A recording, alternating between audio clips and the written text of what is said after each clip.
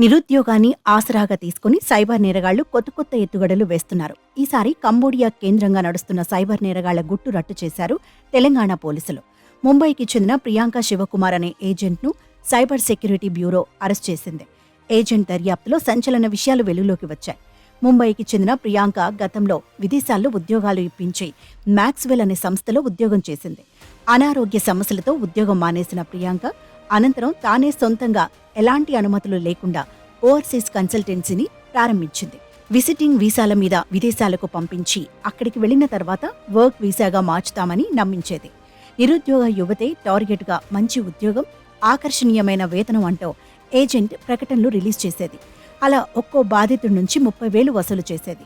బాధితులను కంబోడియాకు పంపేందుకు వీసాలు కూడా సిద్ధం చేసుకుంది. ఇదే తరహా కన్సల్టెన్సీ నిర్వహిస్తున్న నారాయణతో ఆమెకు పరిచయం ఏర్పడింది. కంబోడియాకు వెళ్లి వచ్చిన అతను అక్కడ డేటా ఎంట్రీ ఆపరేటర్ అవకాశాలున్నాయని యువకులను నమ్మించేవాడు. అక్కడే చైనాకు చెందిన జాంజియా అనే సంస్థకు డైరెక్టర్గా బాధ్యతలు నిర్వహిస్తున్న జితేందర్ షా అలియాస్ ఆమెర్ ఖాన్ను ప్రియాంకకు పరిచయం చేశాడు. అయితే చైనాకు చెందిన ఓ సైబర్ క్రైమ్ కంపెనీ ప్రియాంకను ఏజెంట్గా రిక్రూట్ చేసినట్లు తెలుస్తోంది. భారత్కు తిరిగి వచ్చిన ప్రియాంక యువకుల వేట ప్రారంభించింది. ప్రియాంక ఇక్కడి యువతను కంబోడియాకు పంపి సొమ్ము చేసుకునేది. ఒక్కో నియామకానికి ప్రియాంకకు నేరగాళ్లు $500 చెల్లిస్తున్నారు. భారత్ నుంచి వెళుతున్న యువకులని సైబర్ క్రిమినల్స్గా మార్చి అమాయకుల నుంచి కోట్ల రూపాయలు కాజేస్తున్నారు. చెప్పిన పని చేయకుంటే బాధితులను మానసికంగా హింసిస్తున్నట్లు తెలుస్తోంది. బాధితుల్లో కొందరు నిందితుల చెర నుంచి తప్పించుకున్నారు. ఉద్యోగం పేరుతో సైబర్ నేరం చేయాలని తమపై ఒత్తిడి చేస్తున్నట్లు బాధితులు చెబుతున్నారు.